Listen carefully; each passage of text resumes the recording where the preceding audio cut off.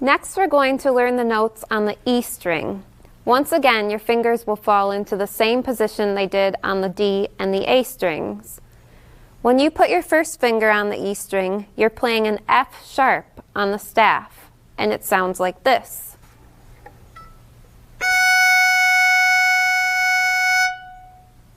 Play an F sharp with me.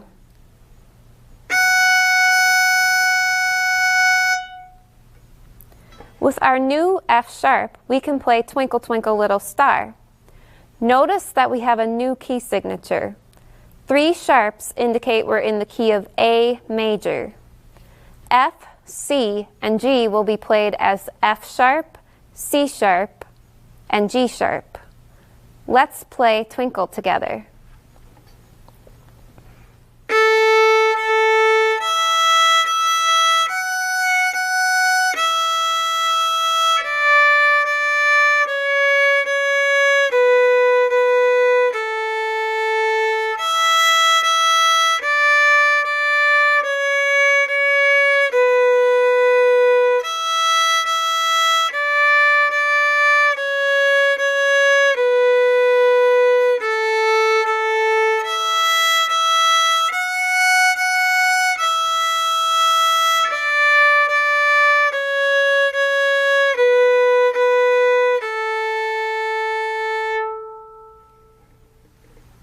Long, Long Ago is another well-known folk song.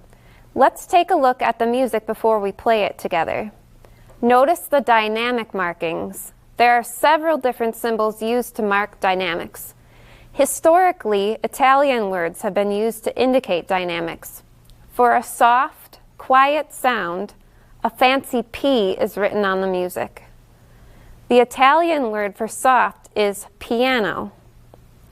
When playing loudly, the term is forte and is represented with a fancy F. The word mezzo means medium and can be used in combination with piano or forte. To play softly, only apply slight pressure to the bow and also use very little bow. For louder notes, push into your index finger on your right hand to apply more pressure on the bow and use more bow. Let's play this one together, paying close attention to the dynamics.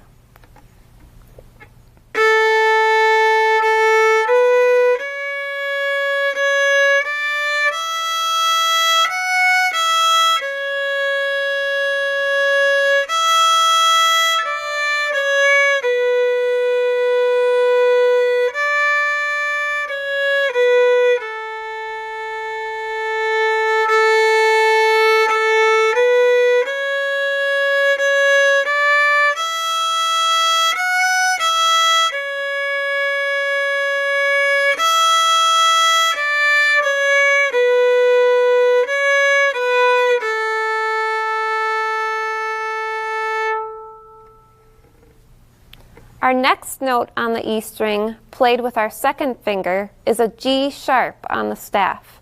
Here's what it sounds like. Go ahead and try it.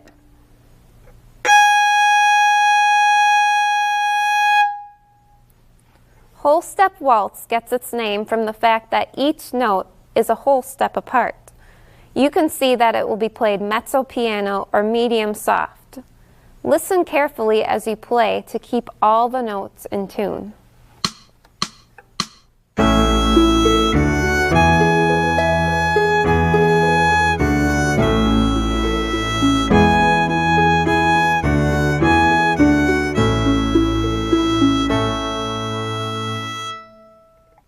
Wonderful!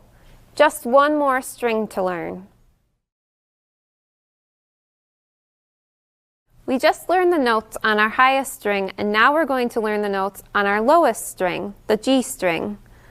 Our first finger will play a low A on the staff, and it sounds like this.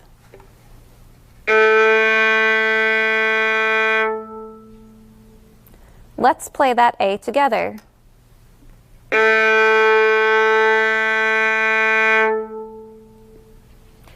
Then, with the second finger, we have a low B on the staff, which sounds like this.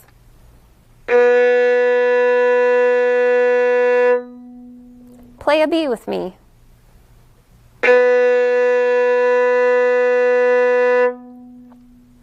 The folk tune, "Oh Susanna," uses notes on the G string. Notice the word moderato at the beginning, above the first line of music.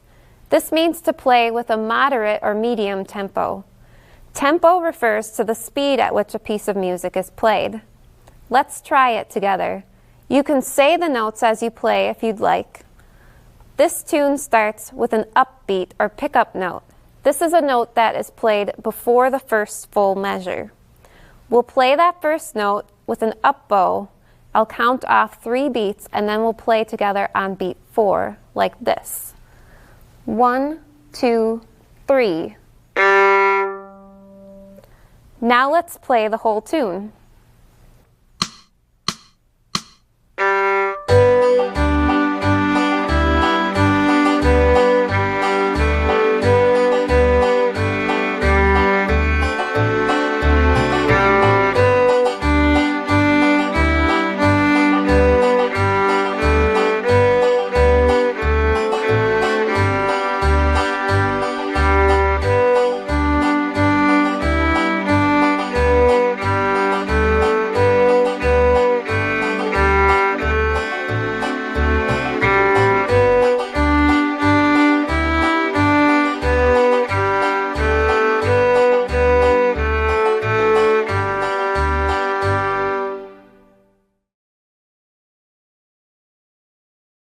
Up until now, you've played with your fingers in about the same place on each string, and you've only played in major keys, which sound bright and happy.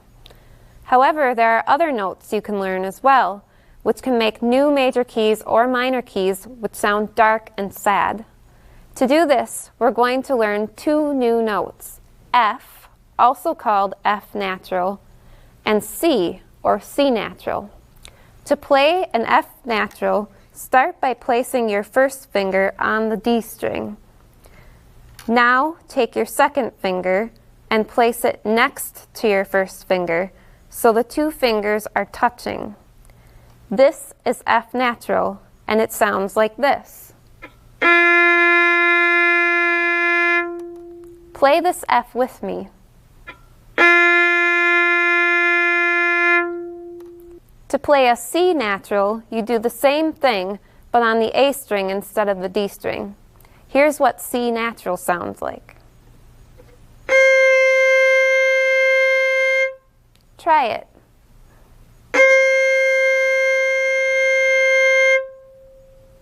With these new notes, we can play folk song. Notice the absence of sharps in the key signature. There are arrows indicating low finger 2 above the F naturals and C naturals to help you focus on your finger placement.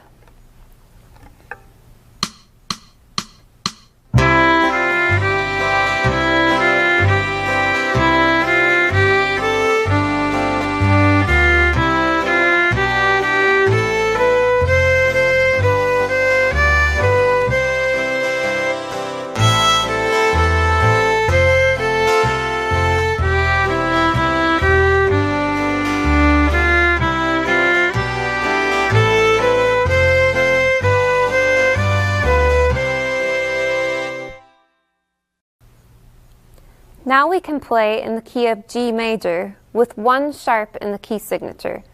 This is challenging because we have to remember to play F sharp with our second finger close to the 3rd finger on the D string. And we also have a C natural, so on the A string, our second finger will be low and close to the 1st finger. Let's play a tune in the key of G major. This one is called Bingo. Take a minute to look at the music before we play. Because of the key signature, all the Fs are played F sharp. To help you along, the C naturals are marked with an arrow pointing down to remind you to lower your second finger. On the last line, the finger number 3 is followed by a dashed line into the next measure. That's there to remind you that you can keep your 3rd finger down on the D string when you cross over to play the open A string. The F sharp in the second to last measure is marked with an arrow pointing up to remind you to play F sharp and not F natural. Bingo starts with an upbeat and an up bow. So get ready, come in on beat 4 with me. Don't forget to take the repeat as indicated by the repeat sign at the end of the last measure. 1, 2, 3.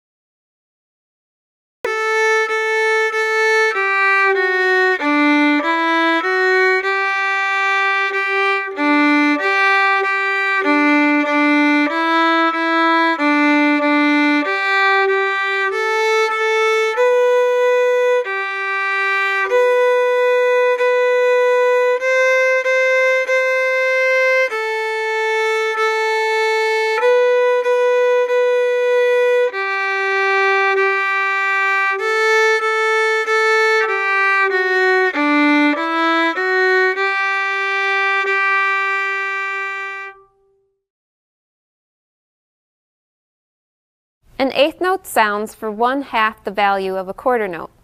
Eighth notes often appear in music in groups of 2 or 4 beamed together. Note. Listen as I play 4 quarter notes on the D string. 1, 2, 3, 4. Now I will play 8 eighth notes. They'll sound twice as fast as the quarter notes. 1 and 2 and 3 and 4 and.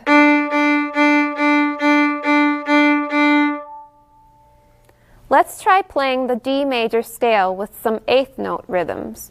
Listen to the first 2 measures of this rhythm. 1, 2 and 3, 4 and 1, 2 and 3, 4 and. Now join me as we play from the beginning.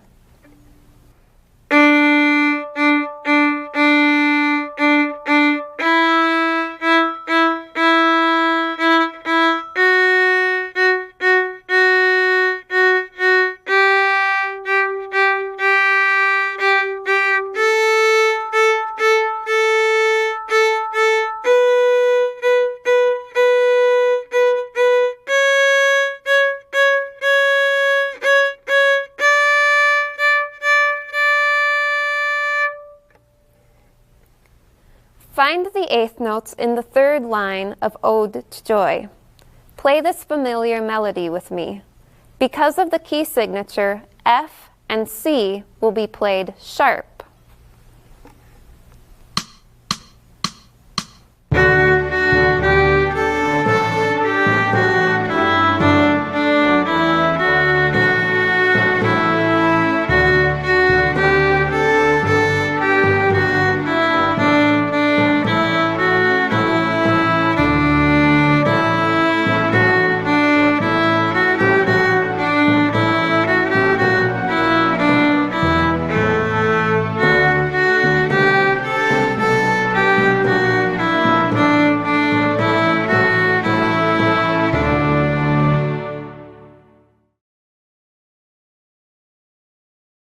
So far you've been playing every note with a separate bow stroke. To make the notes sound smooth and connected, or legato, we use what's called a slur. A slur is 2 or more notes played in the same bow stroke, like this.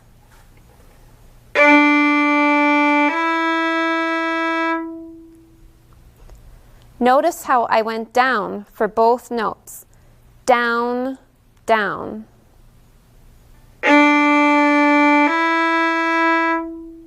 Or I could go up, up.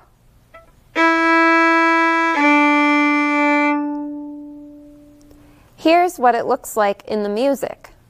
See how there's a curved line connecting the heads of some of the notes? Those are the slurs. Try playing this tune called Plenty to Slur with me. Ready? Play.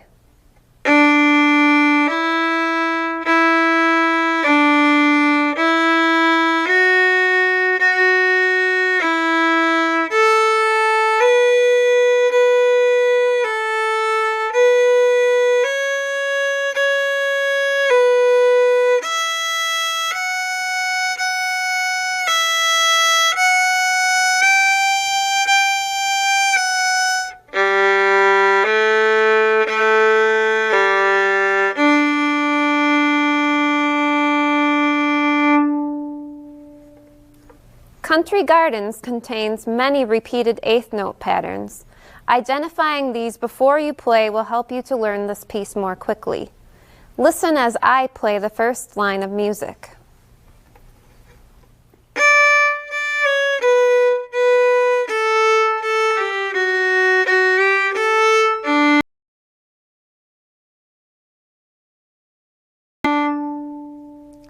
Look through the second line and you will notice that it is exactly the same. Play the second line with me.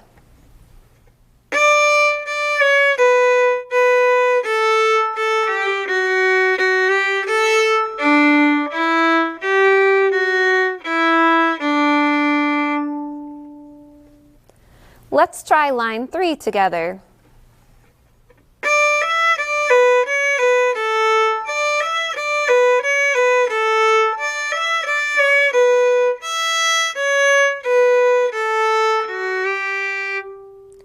Looking ahead again, you will see that the last line is exactly the same as lines 1 and 2. Now let's play the whole piece together.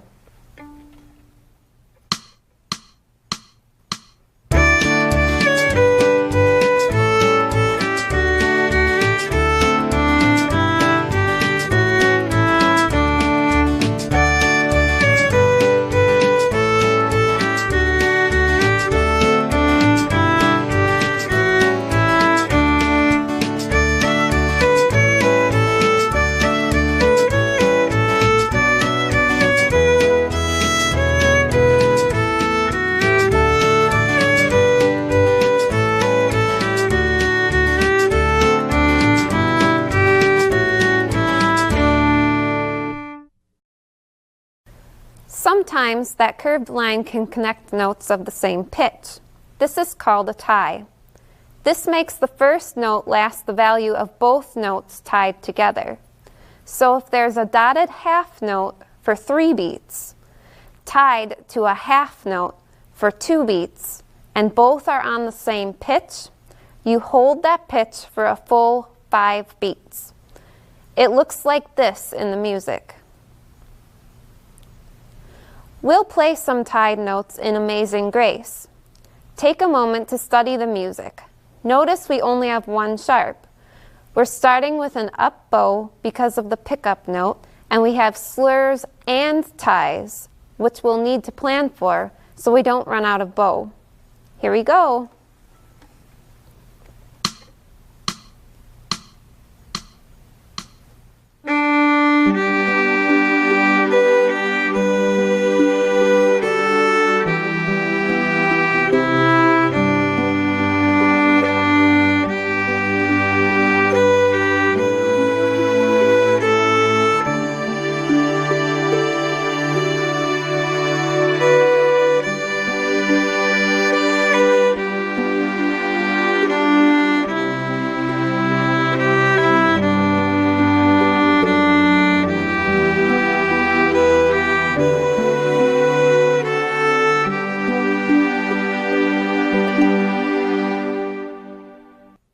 Beautiful.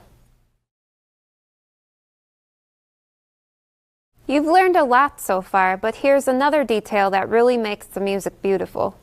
Crescendo and decrescendo markings are symbols that direct us to get gradually louder or softer. Crescendo means to play gradually louder and can also be written as an abbreviation or a symbol. Decrescendo means to play gradually softer. Let's try a crescendo and a decrescendo. We'll start with a crescendo on open D.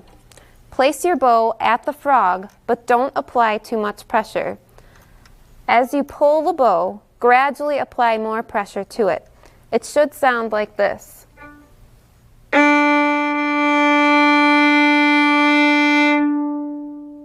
Again.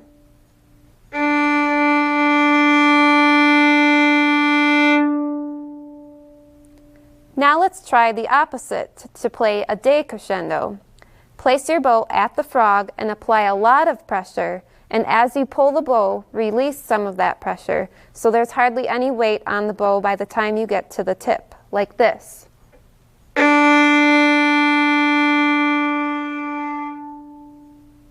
I'll do it again so you can try it with me.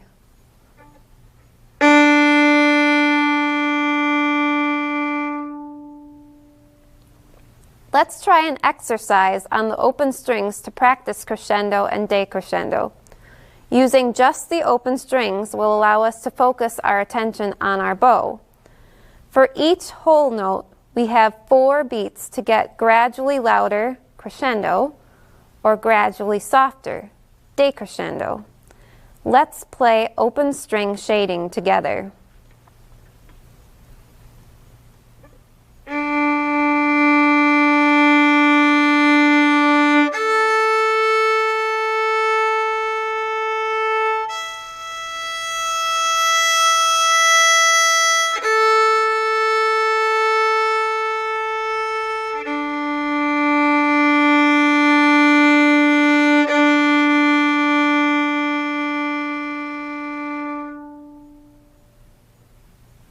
Adding dynamics adds so much depth to the music and makes it much more enjoyable and interesting, like adding details to a story to captivate a reader. So be sure to add your dynamic details in your music. Scarborough Fair has both a crescendo and a decrescendo in the music. Play along and listen to the dynamic changes.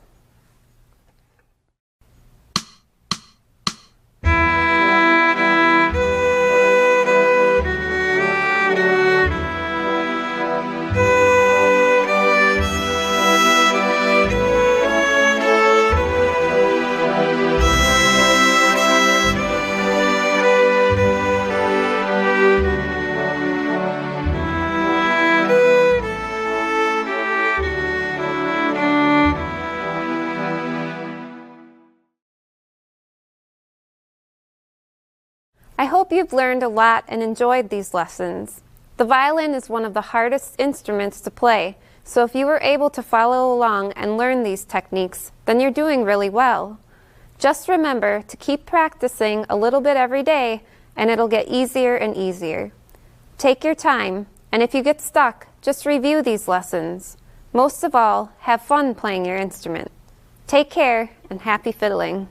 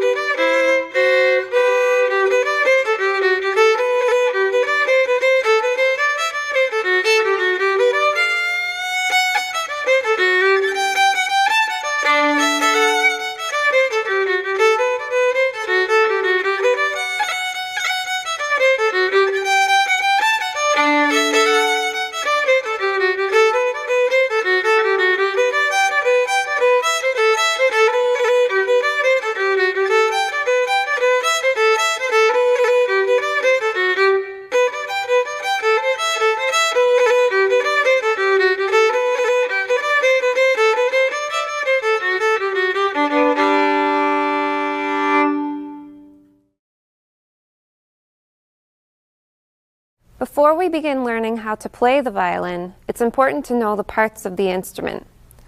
The top of the violin is this fancy part called the scroll. Beneath that is the peg box and the pegs.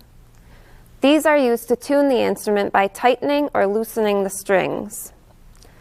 Next, there is the nut, where the strings cross over into the peg box. Then we have the neck and the fingerboard. This is where your left-hand fingers will press the strings to make different pitches. This whole part is called the body.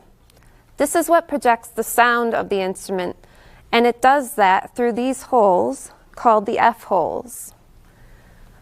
This is the bridge, which holds the strings before they reach the fine tuners, here, which are used for making small adjustments in tuning the violin.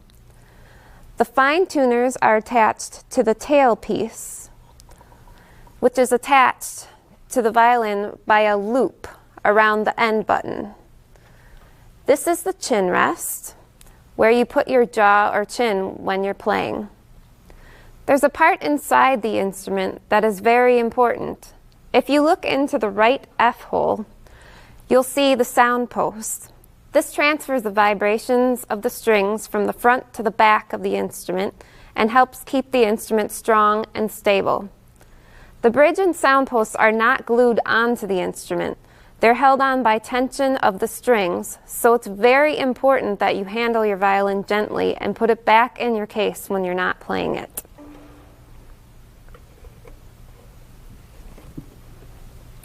Next we have the bow. At the top we have the tip, then the stick. Underneath that is the hair. This is the part that's drawn across the strings to make the sounds. This is the winding or grip. And then we have this part called the frog, which looks nothing like a frog, but that's what it's called. Lastly, we have the adjusting screw. This is what tightens or loosens the tension of the hair. You will need rosin for the bow. Rosin is a block of tree sap, and you put it on the hair to give the bow some traction on the strings. Without it, you would get very little sound out of the instrument. I also use a shoulder rest, which helps keep the instrument steady on my shoulder and makes holding the violin much more comfortable. You can also use a soft sponge or a cloth for this purpose. Now that you know the parts of the instrument, you're ready to learn how to hold it. With your left hand, pick the violin up by the neck with the strings facing away from you. Notice how I'm holding the neck close to the body, so I don't bump the pegs and make the instrument go out of tune. Turn the violin so the end button comes toward you.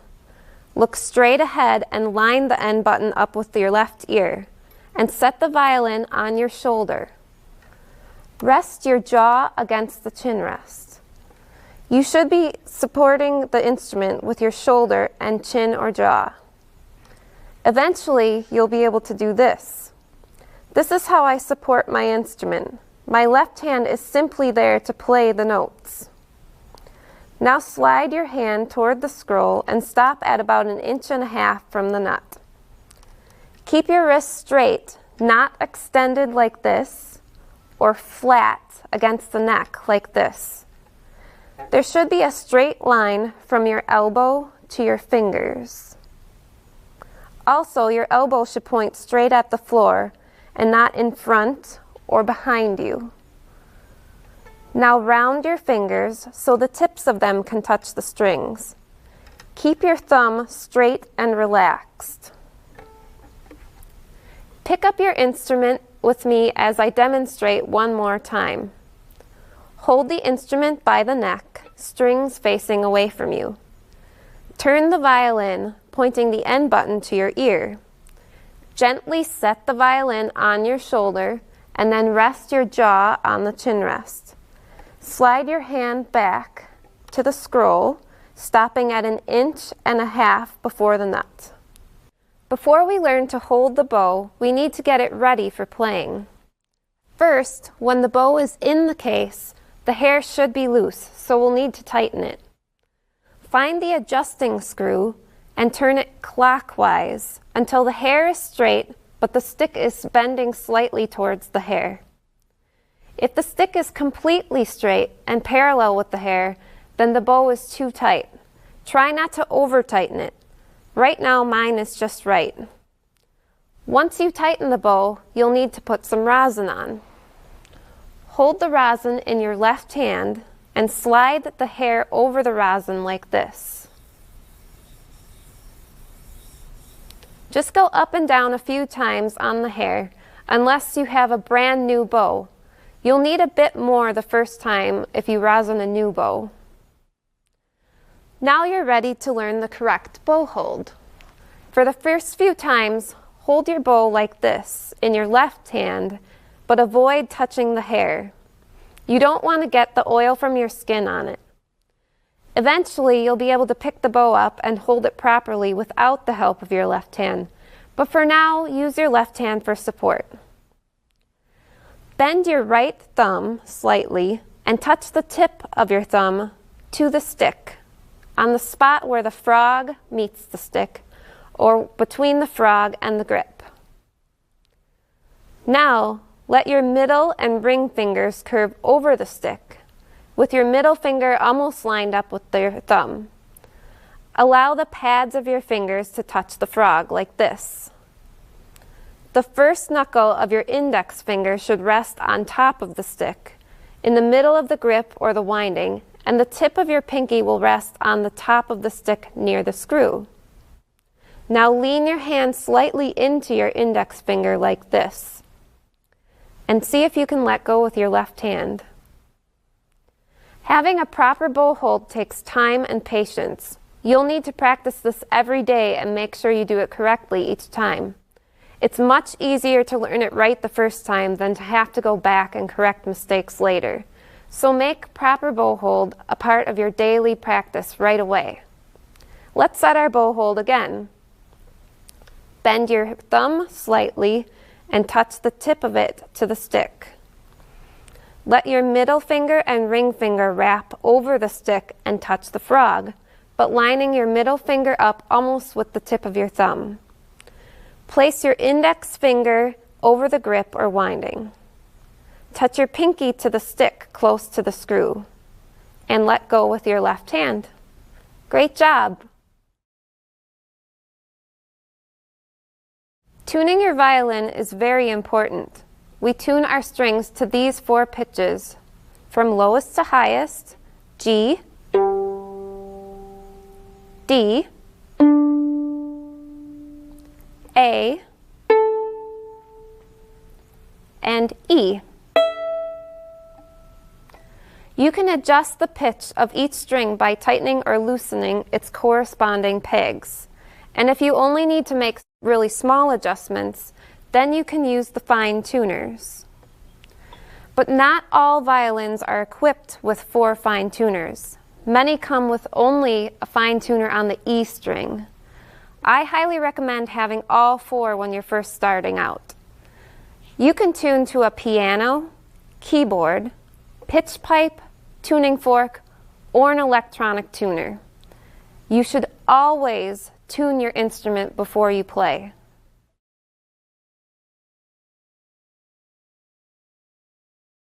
To begin, set your violin in your lap like this. Let's begin with the E string, which is the highest pitch. I'm going to use an electronic tuner to tune my violin today. This is only a little bit flat, so I'm going to use my fine tuner and turn it clockwise until it matches the pitch.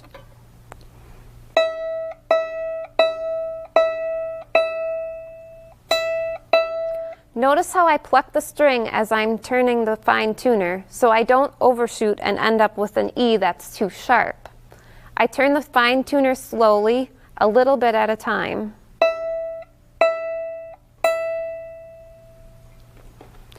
Next, I'm going to tune my A string. the string is way out of tune.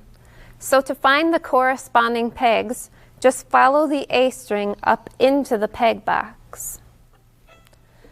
My string is flat, so I'm going to turn the peg away from me. This time I can't pluck and turn the peg at the same time, so I'll turn the peg a bit and then pluck, and I'll keep doing this until it's close to what it's supposed to be.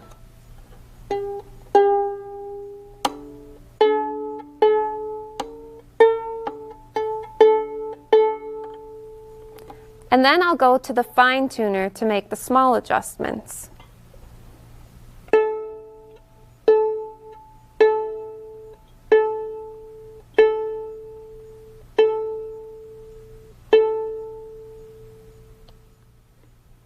Some pegs can be hard to turn. When I turn mine, I have to push the peg into the peg box a bit while I'm turning it to make sure it doesn't just slip back and go out of tune again. Just make sure you take your time and that you don't turn the peg too much too fast. Otherwise, you'll break the string. Now let's tune the D string.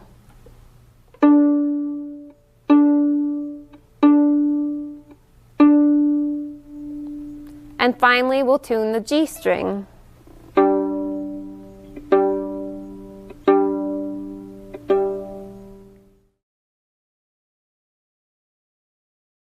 Musical sounds are indicated by symbols called notes. And the two most important components to every note are pitch and rhythm. Notes are written on a staff, and the pitch or highness or lowness of a note is shown by where it is placed on the staff. Notes written higher on the staff are higher in pitch, and notes written lower sound lower.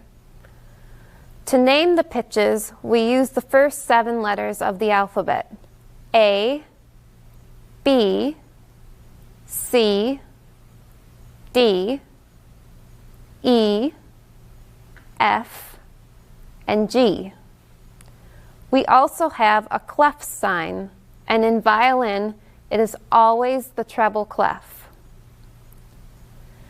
There are some little tricks to help remember the names of the pitches. For pitches on the lines from bottom to top, E, G, B, D, and F, you can remember the sentence, "Every good boy does fine." Or as one teacher taught me, empty garbage before dad freaks. For space notes, spell the word face from bottom to top. Next, we have rhythm. Notes indicate how long or how many beats to hold each pitch. For example, whole notes equal 4 beats. Half notes equal 2 beats. And quarter notes equal 1 beat. To keep track of the beats in a piece of music, the staff is divided into measures with bar lines and a double bar line to indicate the end of a piece. To count rhythms, we need a time signature. The top number of the time signature tells us how many beats are in a measure, and the bottom number tells us what kind of note gets 1 beat. So, in 4/4 time, we have 4 beats per measure, and the quarter note gets 1 beat. If the time signature is 3/4, then there would be 3 beats per measure, and the quarter note would still get 1 beat. Last, we have accidentals, sharps, flats, and naturals. These signs tell us if we need to raise or lower a pitch a half a step. A sharp in front of a note indicates the note is played a half step higher in pitch. The flat sign indicates the pitch will be played a half step lower. The natural sign cancels a sharp or flat. The accidental is always written directly before the note. These are the basic elements of reading music. The violin has 4 strings, and from lowest to highest, they are G, D, A, and E. This is where they are notated on the staff. We call these open strings when we play them without putting our fingers on the fingerboard. We're going to start by plucking these notes. The music will be marked pizzicato when you're supposed to pluck, and arco when you should use the bow. If there's no indication in the music, it will be played with the bow. To pluck, hold your violin in proper playing position and take your right hand thumb and place it against the fingerboard, like this. You will use your index finger to pluck the strings over the fingerboard.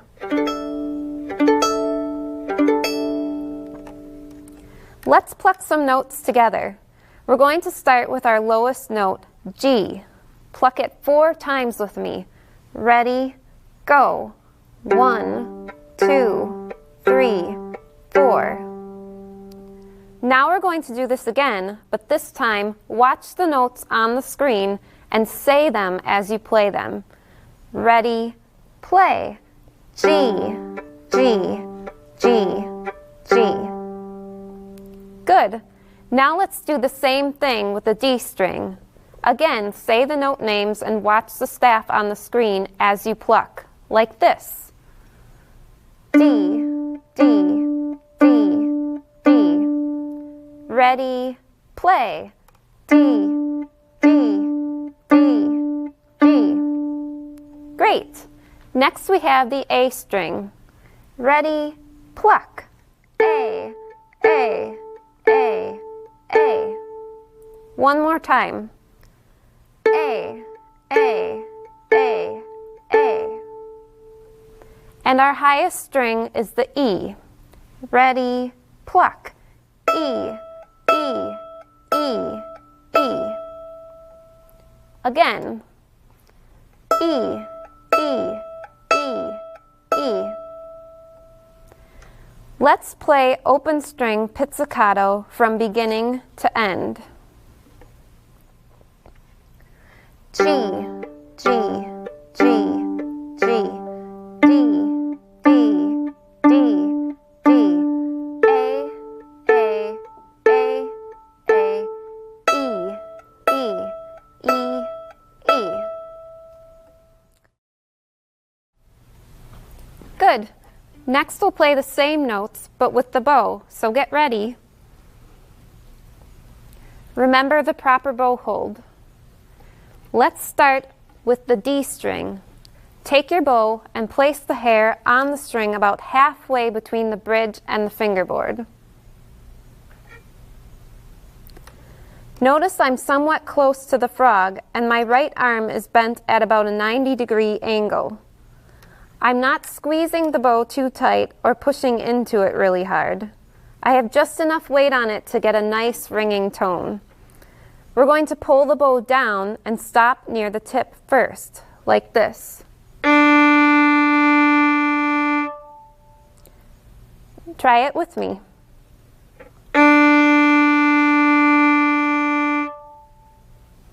This is called a down bow, and it's indicated on the music with this symbol. Let's do one more down bow with a nice even tone on the D again. Ready?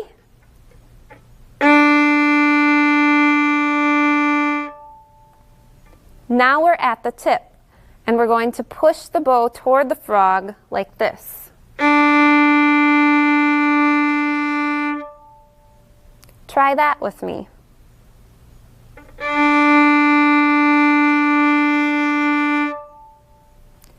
This is called an up bow, and it is indicated with this symbol. Let's do one more. Place the bow near the tip, And great. One important thing I want to point out is that when I draw the bow across the string, the motion is coming from my elbow and not my shoulder. The only time my shoulder really moves is when I change strings, like this.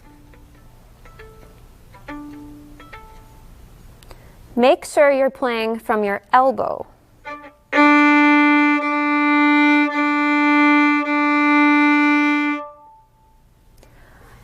Otherwise, your bow will be crooked on the strings. It's best to keep the bow parallel to the bridge to avoid squeaks and scratchy sounds. With that in mind, we're going to play another short open string exercise. Say the notes as you play them. We're starting with a down bow. Ready? 1, 2, ready, play.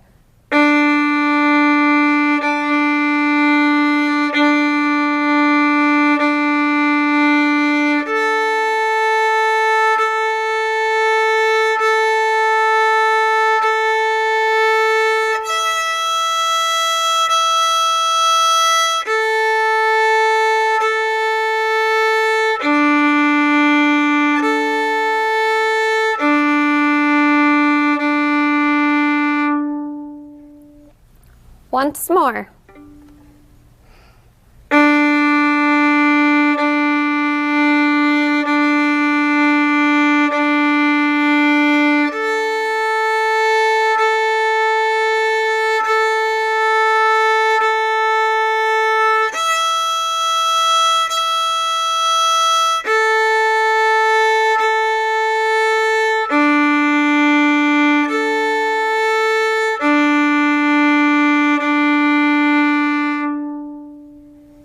Great!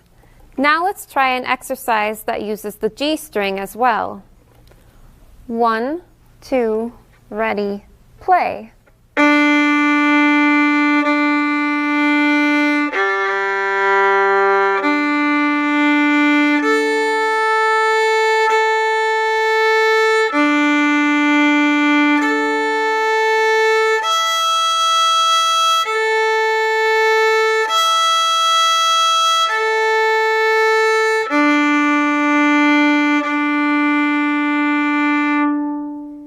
Beautiful.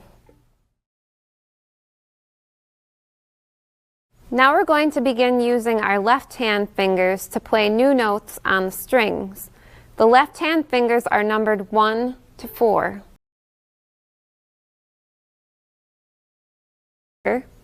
Third and fourth. Place the tip of your index finger on the D string and press down on the fingerboard about 1.5 inches from the nut. This will make the new note E on the staff. It should sound like this. Match your note with mine. Play the open D string followed by the note E a few times. Listen to make sure you're placing your finger in the right spot each time, like this.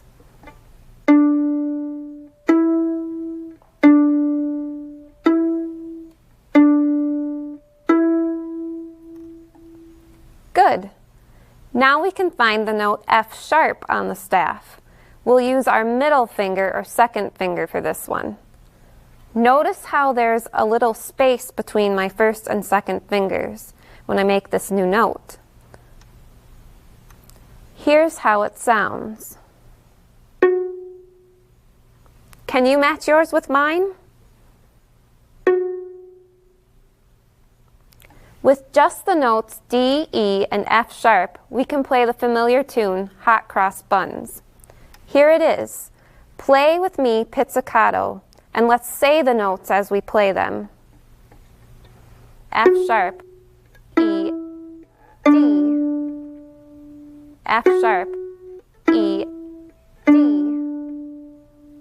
D, D, D, D, E, E, E, E, F sharp, E, D.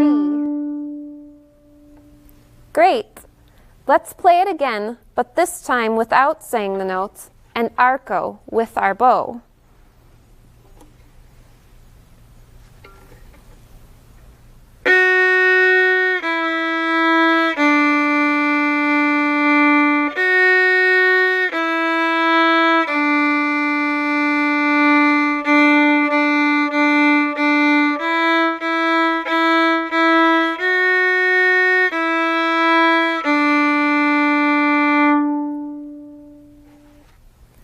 We have one more note to learn on the D string, and it's the note G on the staff, with our ring finger or third finger. To make this note, I set up my F sharp, and then I place my third finger really close to my second finger. And it sounds like this. Play G with me. The nice thing about this note is that we have an open G string, so we can match our new note with that string like this.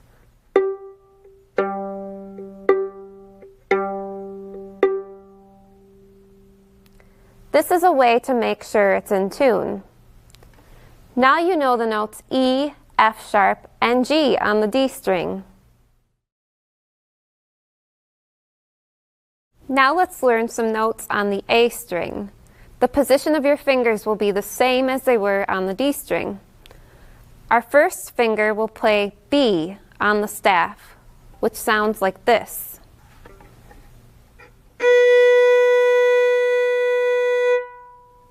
Play that with me.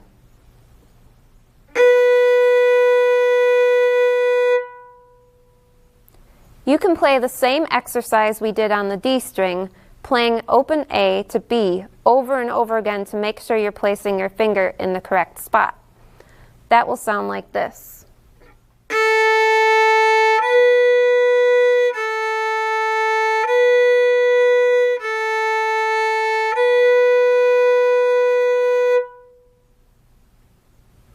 Do this as much as you need to. Our next note with our second finger is C sharp on the staff, and it sounds like this.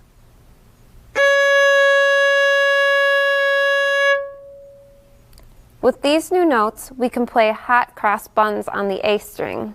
Let's try it.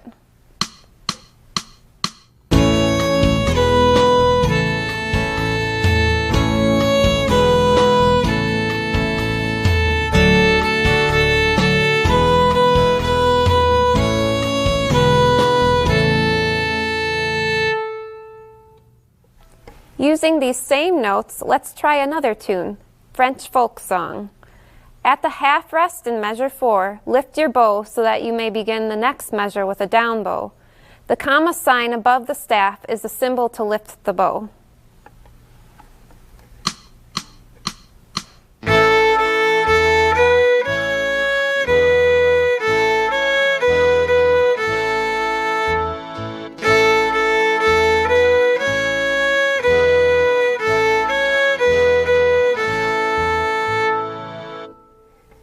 Great!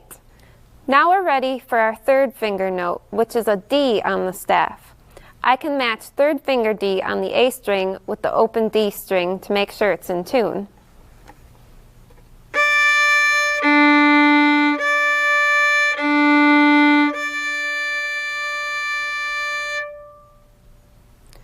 With the notes you just learned on the A string and the notes you D major scale. A major scale is a series of ascending or descending notes arranged with specific pattern of whole and half steps. Here's what it looks like on the staff. Notice there are two sharps at the beginning of the staff, F sharp and C sharp. This is called a key signature. The key signature indicates which notes should be played sharp or flat throughout the entire piece. When F sharp and C sharp are indicated, we are in the key of D major. Let's play the D major scale. Ready?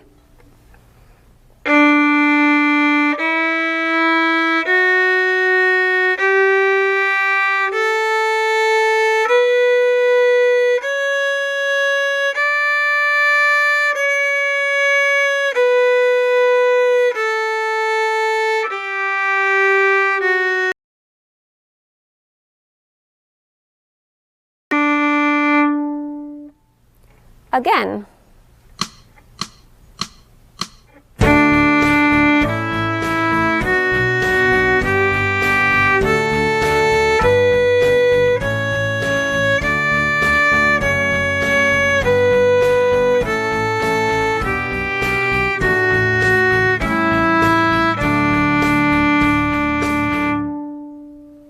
Good job!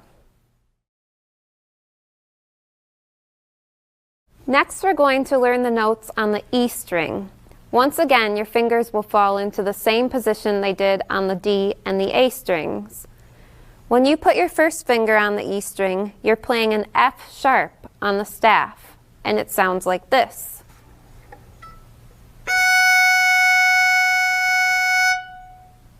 Play an F sharp with me.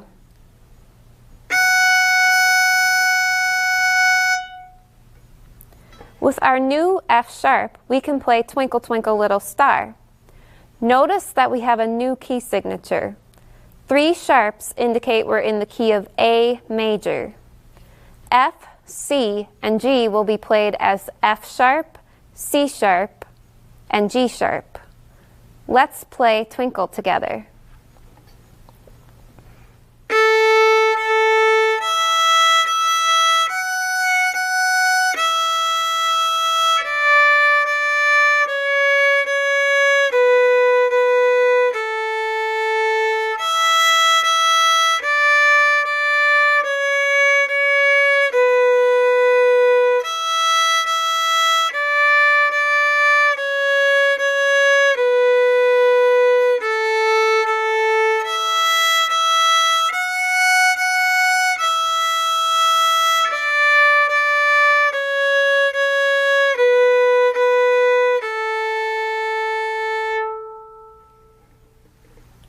Long, Long Ago is another well-known folk song. Let's take a look at the music before we play it together. Notice the dynamic markings. There are several different symbols used to mark dynamics. Historically, Italian words have been used to indicate dynamics. For a soft, quiet sound, a fancy P is written on the music. The Italian word for soft is piano. When playing loudly, the term is forte and is represented with a fancy F. The word mezzo means medium and can be used in combination with piano or forte. To play softly, only apply slight pressure to the bow and also use very little bow. For louder notes, push into your index finger on your right hand to apply more pressure on the bow and use more bow. Let's play this one together, paying close attention to the dynamics.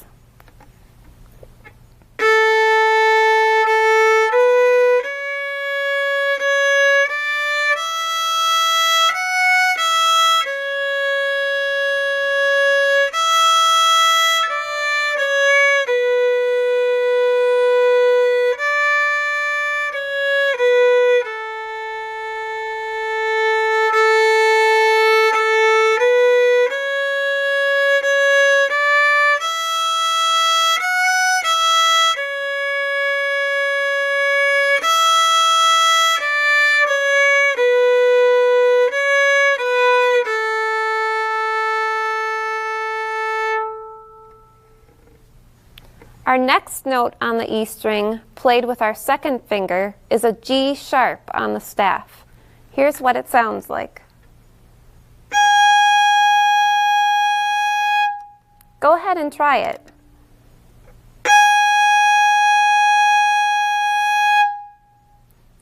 Whole step waltz gets its name from the fact that each note is a whole step apart.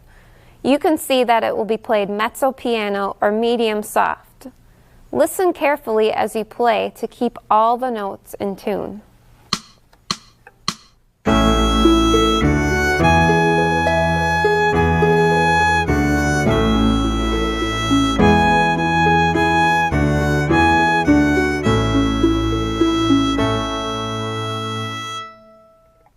Wonderful! Just one more string to learn.